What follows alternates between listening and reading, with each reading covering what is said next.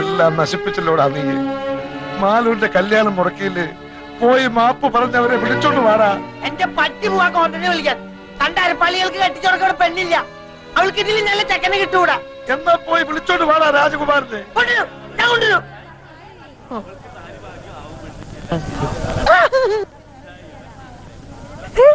രാജകുമാര,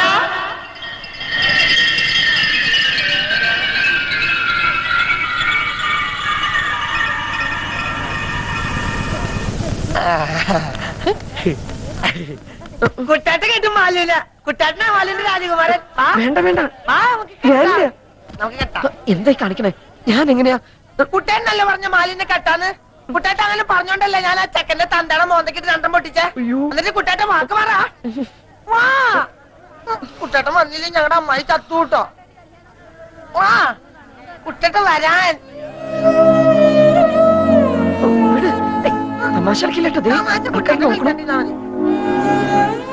കൂട്ടുകാരന്റെയും അവന്റെ തറവാനത്തെയും മാനവും ഒരു പെൺകുട്ടിയുടെ ജീവിതം ഇപ്പൊ നിന്റെ കയ്യില.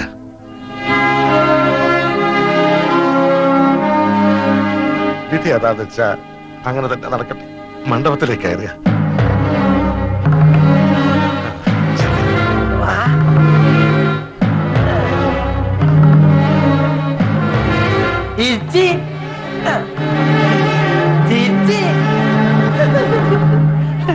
ചക്കര തരുന്ന ചക്കര തരും.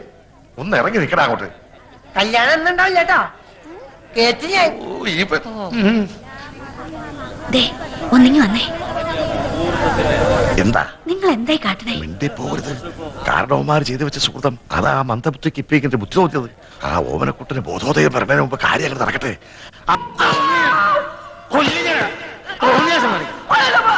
കേട്ടോ കുട്ടാ?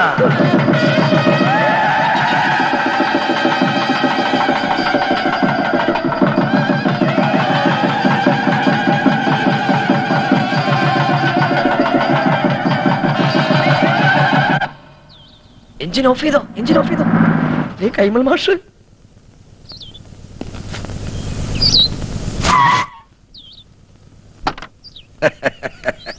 നമസ്കാരം. കൈമൾ മാഷല്ലേ? മാഷെ ഞാൻ അറിയും. കൈമൾ മാഷ് തന്നെ. പക്ഷെ മാഷ ഞാൻ അറിയില്ലോ. അറിയാൻ വഴിയില്ല. അത്രക്ക് അറിയപ്പെടുന്ന ആളൊന്നുമല്ല ഞാൻ. പക്ഷെ ഇനി അറിയും. അറിഞ്ഞാ പിന്നെ മറക്കേയില്ല. ഈ ചുറ്റുവട്ടത്ത് ഇങ്ങനൊരു കല്യാണം നടന്ന അറിവില്ല. വഴിതെറ്റി വന്നാ? വഴിയൊന്നും തെറ്റിയിട്ടില്ല. നേർവഴിക്ക് തന്നെയാ വന്നത്. പുളിക്കത്തറവാട്ടിലാ കല്യാണം നടന്നു. ആഹാ, എത്തിയോ വാനരന്മാര്? എന്റെ ജാമ്യത്തിലാ നമ്പീശൻ ഓമനക്കുട്ടനെ കല്യാണം കൂടാൻ വിട്ടത്. എവിടെ അവൻ? കാറിന്റെ മുൻസീറ്റിലുണ്ട്. ഞാനിവിടെ ഉണ്ട്. നീ എന്താടാ ഇവിടെ ഇരിക്കണേ? മാഷെ, ഒരു പ്രത്യേക സാഹചര്യത്തിൽ എനിക്ക് ഈ പെൺകുട്ടിയെ കല്യാണം കഴിക്കേണ്ടി വന്നു. എന്റെ ഗുരുവായൂരപ്പ, ചതിച്ചുവോ? ചതിച്ചത് ഗുരുവായൂരപ്പനല്ല, മറ്റേ ചെറുക്കന്റെ വീട്ടുകാരാ. അപ്പോഴാ ദൈവദൂതനെ പോലെ ഓമനക്കുട്ടനെത്തിയത്. ദൈവദൂതനല്ലോ, ശിവന്റെ യമദൂതനാണ്. എന്റെ കാഞ്ഞിരക്കാട്ട് ഭഗവതി, ഞാനിനി എവിടെ പോയി വിളിക്കാം? മാഷേ, എന്റെ കൈ വിടരുത്. ഇപ്പൊ എന്റെ കൈ വിടുക. ഇനി നീ ആയി, നിന്റെ പാടായി. അയ്യോ, അങ്ങനെ പറയരുത്. എനിക്ക് മാഷ് മാത്രമേ ഉള്ളൂ. ഞാൻ നിന്റെ അച്ഛനോട് എന്ത് സമാധാനം പറയും? പൊയ്ക്കോളൂ. ജീവൻ വേണമെങ്കിൽ ഈ പെൺകുട്ടിയെ വിളിച്ചോണ്ട് വന്ന കാലത്തന്നെ തിരിച്ചു പൊയ്ക്കോളൂ. എനിക്ക് ഇങ്ങനെയൊക്കെ പറ്റിപ്പോയി ഞാൻ കാല് പിടിക്കാം. എന്നിട്ട് കാല് പിടിച്ച് വലിച്ചു കയറുക ഭീമനെ പോലെ. ഞാൻ നിന്റെ ഗുരുവല്ലേ, ഗുരുദക്ഷിണ ചോദിക്കുകയാണെന്ന് കൂട്ടിക്കോളൂ. നീ ദേവിയത് തിരിച്ചു പോവോ? അതെങ്ങനെ പോകാനാ? അച്ഛനും അമ്മയും എവിടെ വെച്ചാ വിളിക്ക്. അരിയും പൂവും എറിഞ്ഞ് മുഹൂർത്തം കഴിയുന്നതിന് മുമ്പ് പെണ്ണിനെ അകത്തേക്ക് കേട്ടാ പറയേ. ഒന്ന് ഇറങ്ങി പോണോ? അരിയും പൂവും കൊണ്ടല്ല നമ്പീശൻ തന്നെ എറിയാൻ പോണത്. അയ്യോ അച്ഛൻ, അയ്യോ, ഇനിയുള്ള എന്റെ ജീവിതം മാഷിന്റെ മിടുക്ക് പോലെ ഇരിക്കും. അച്ഛൻ അല്ല, നീ എവിടെ പോവാ? മൂത്രം വെച്ചിട്ട് വരാം. വേഗം വാ, എനിക്ക് പോണം. എന്താ ചെയ്യാ? നമസ്കാരം. നമസ്കാരം. ആരൊക്കെ വിരുന്നുകാര്? വിരുന്നുകാരല്ല, കല്യാണക്കാരാ. ഞാൻ തീരെ പ്രതീക്ഷിച്ചില്ല കേട്ടോ. എവിടെ ഉള്ളവരാ? ഞങ്ങൾ ഈ വീട്ടുകാരാകാൻ പോവുക അല്ലേ പക്ഷേ? ഇവിടെന്ന് വെച്ചാ? അല്ല, ഇവിടെയൊക്കെ തന്നെ നമ്മുടെയൊക്കെ പരിസരത്ത് ഇങ്ങനെ. അതാ ഞാൻ തന്നോട് ചോദിച്ചേ, ഈ പരിസരത്താരാ ഇങ്ങനെ രഹസ്യമായിട്ട് കല്യാണം? രഹസ്യമായിട്ടല്ല, പരസ്യമായിട്ട് ഈ കുഞ്ഞിരാവിനെ നടത്തിയത്. നല്ല അന്തസ്സായിട്ട്. സംശയമുണ്ട്, ചെക്കനോട് ചോദിച്ചു നോക്ക്. ചെക്കനോടുള്ള? അല്ല, ചെക്കൻ ഈ പരിസരത്തൊക്കെ ഉള്ളത് തന്നെ. ഈ പരിസരത്ത് വെച്ചാ? ഇനി വന്നേ. അതെ, കാലമൊക്കെ മാറിയിരിക്കണം നമ്പീശ. കലികാലം ഇപ്പൊ. അതുകൊണ്ട് കഴിഞ്ഞത് കഴിഞ്ഞു എന്ന് വിചാരിച്ച് നമ്പീശം വേണം ആശ്വസിപ്പിക്കാൻ. ഒരു വാക്ക് തന്നെ നേരത്തെ ഒന്ന് പറയണ്ടോ? നമുക്ക് പറയാനുള്ള സന്ദർഭം കിട്ടിയില്ല. വളരെ പെട്ടെന്നായിരുന്നു. ശരി. അതെ, നല്ല ബുദ്ധി ഉണ്ടെന്ന് ആലോചിക്കുക.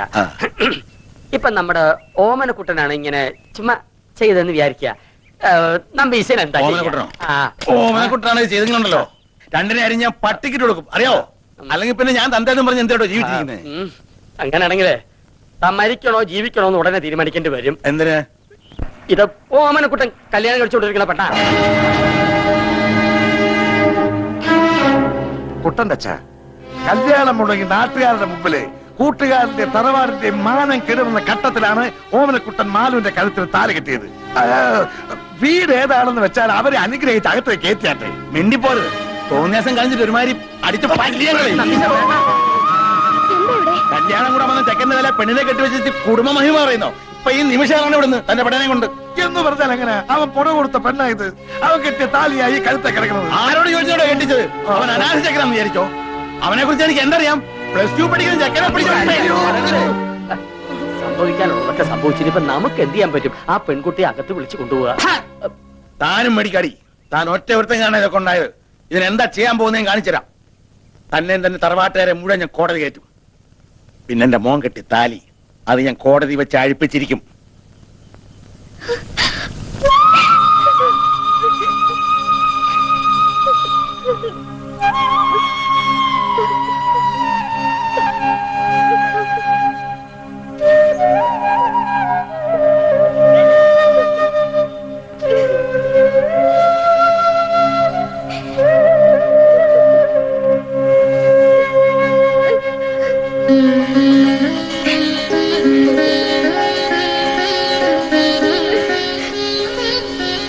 ശരിയോ തെറ്റോ എന്ന് എനിക്കറിയില്ല.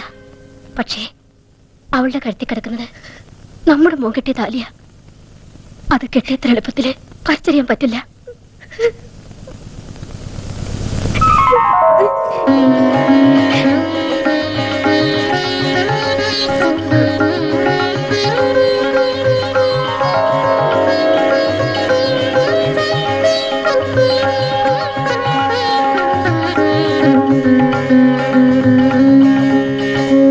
എങ്ങോട്ടാ?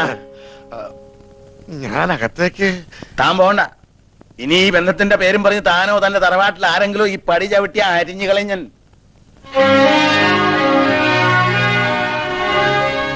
വിഷമിക്കണ്ട. എനിക്ക് സന്തോഷായി മാഷെ. കുറച്ച് ബലപ്രയാസം ഉണ്ടായെങ്കിലും അവക്ക് ഭാഗ്യം ഉണ്ടായല്ലോ. മതി. എനിക്കെന്നാണാവോ ഇങ്ങനൊരു ഭാഗ്യം ഉണ്ടാവുക?